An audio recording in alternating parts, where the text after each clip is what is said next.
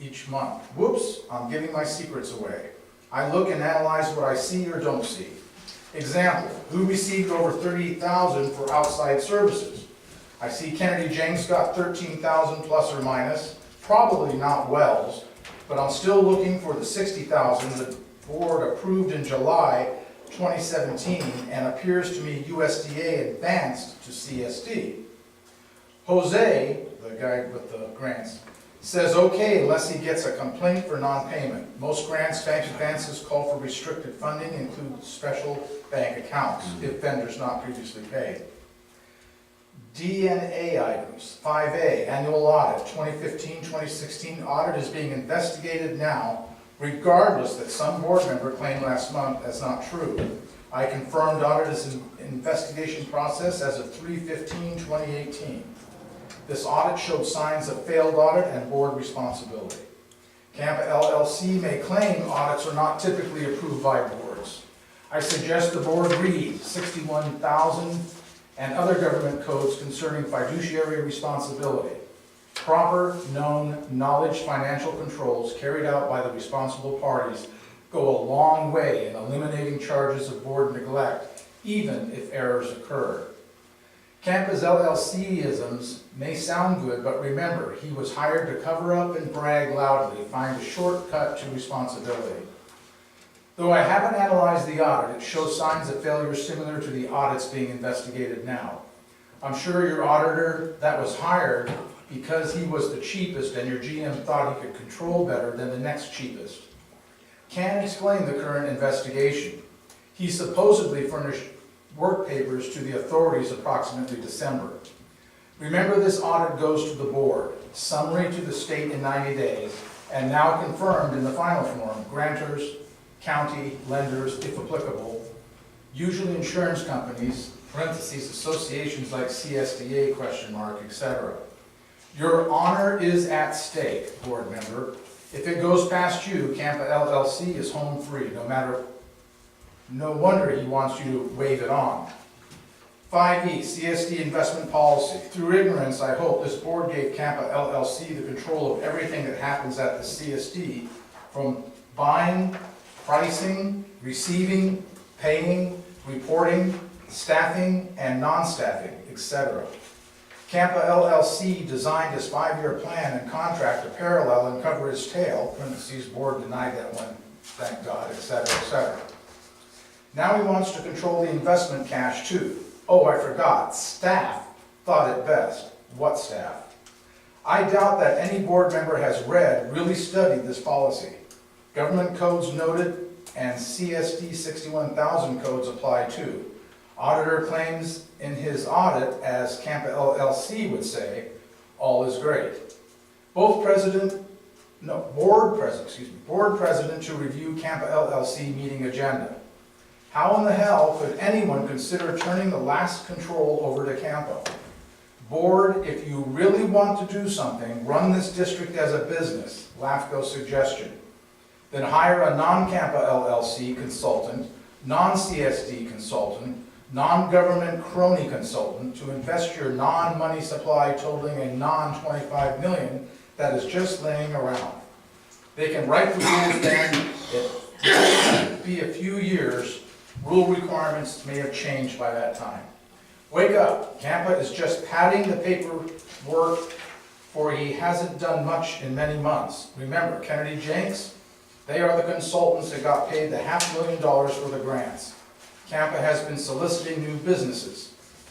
What if KAMPA got his water licenses instead of shuffling paper?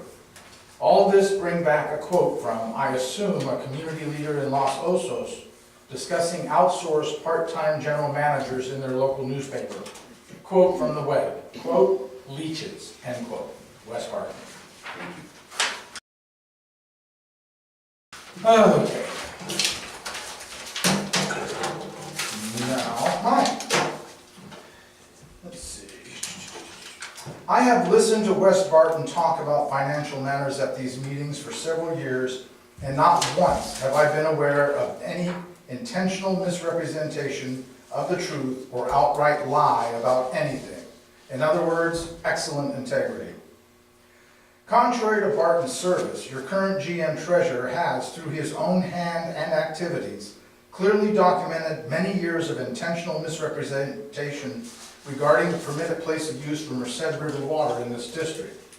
That misrepresentation was recently elevated through a board-approved $35,000 mapping project, while incorrect map information still displays on the LDPCSD website, despite many complaints to the board.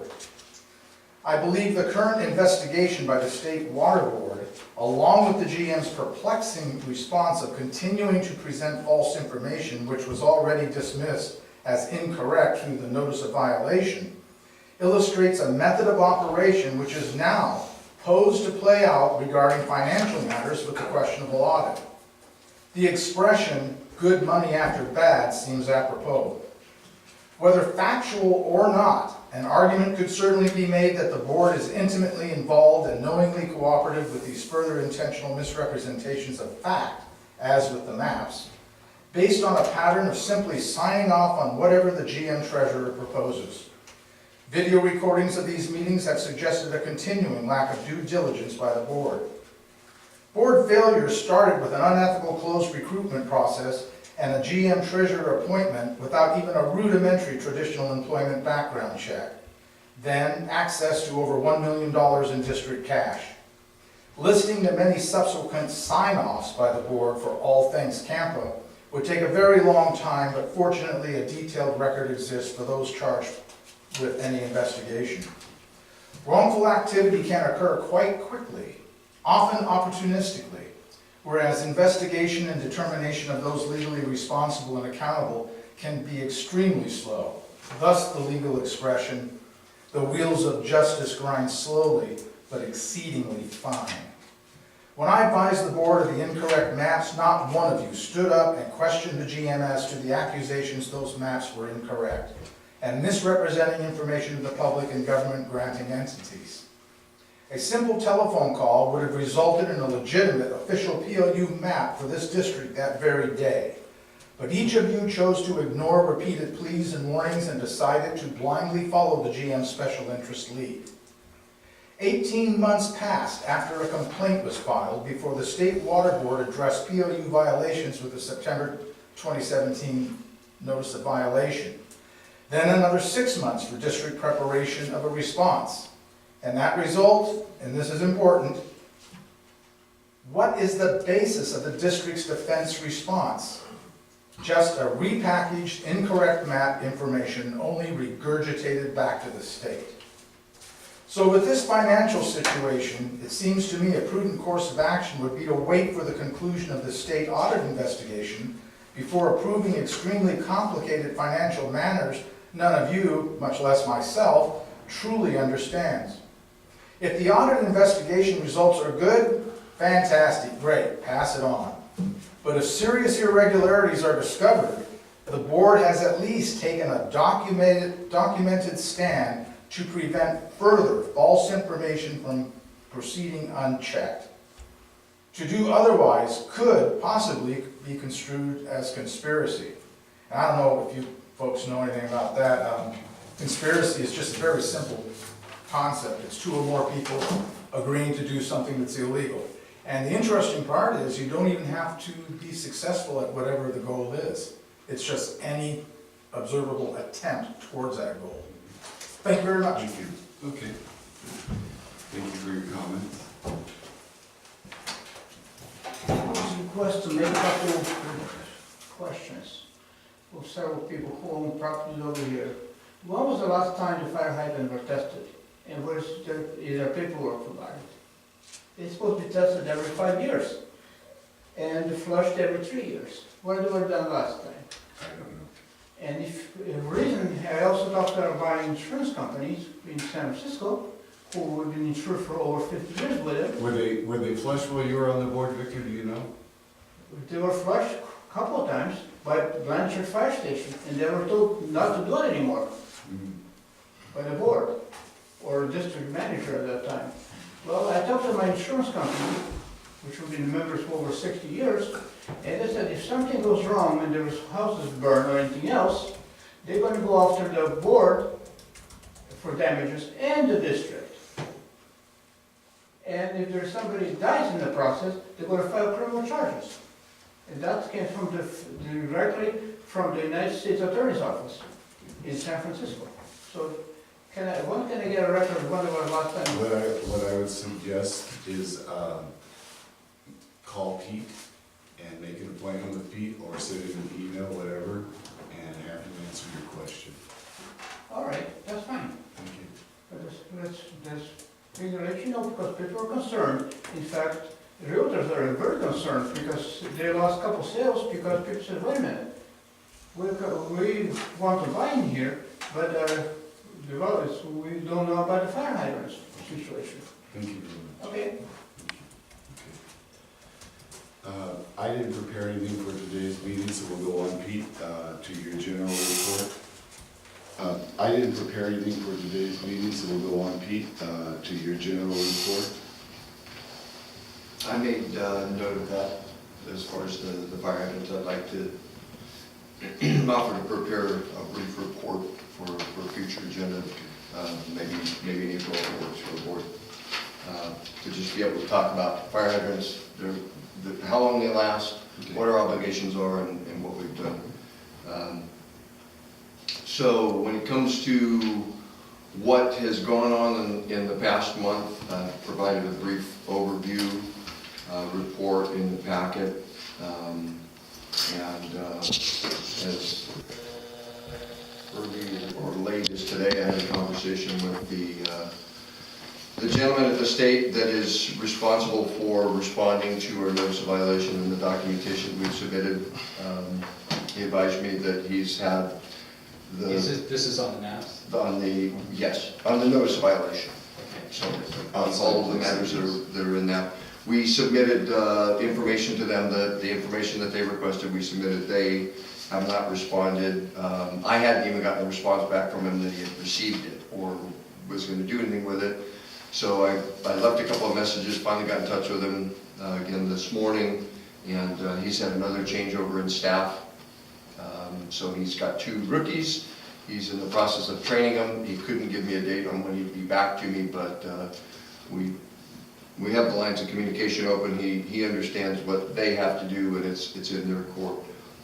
And I have the documentation on that. The hazard mitigation grant, that's something that I'm not certain whether we're going to get an invitation to apply or not. If we do, then the board will be making a decision about whether we submit all the documentation for it. But that is, if you'll remember, a couple months back we adopted the hazard mitigation plan. That has not yet been approved by FEMA. So we're having to apply through the county. That's why the relationship with the county in this particular situation. But they made me aware of this funding available.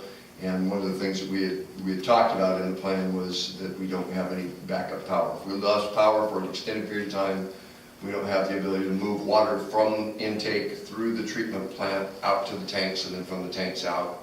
So that these generators would be fixed generators in place to fire those pumps up. Can I just interrupt for this? So a couple of years ago, they had power out for 3 days. How was the water available at that time? Yeah. Never ran out. Yeah, I would say we just floated on tanks. You know, floated on what we had in the tanks. The way the system's designed to work is during peak months of usage or demand, which would be summertime. If everything was full, when we were to lose power, we'd have enough water for 3 days for the entire community. So the main concern would be if they're operating hydrants at the same time. Because the last thing you'd want to be doing is going and saying, don't operate a fire hydrant. There's a fire, but don't operate it. Don't fill your truck. So anyway, we'll hear more about that as that progresses. I do want to make it very clear that this question has come up about the government code section. It was a copy and paste error on the agenda. The closed session item was listed correctly. It was just the reference to the government code section was incorrect. And that's something that I certainly did not fact check it or didn't check it when it wasn't intentional to put that code section in there. It was just left over from a prior agenda. or I just transpose the numbers.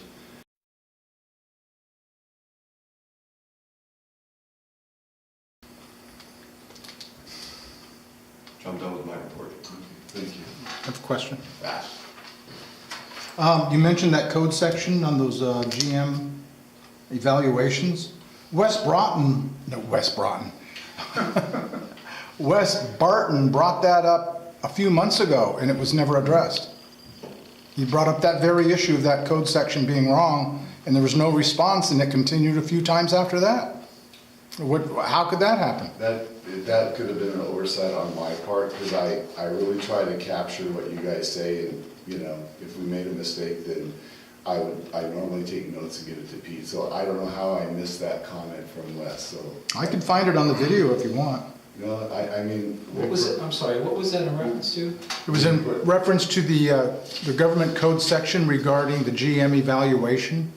On the closed session, you had a code and it was incorrect. Agree. Because the code section that was listed, all it dealt with was liability losses and lawsuits against the district. It was a mistake. And that's what I said. Basically. Yeah. So you know, we corrected it, and if Wes said it before, I must have not. And then the other question was on the Hormiga. Is that line going to be replaced exactly as it exists?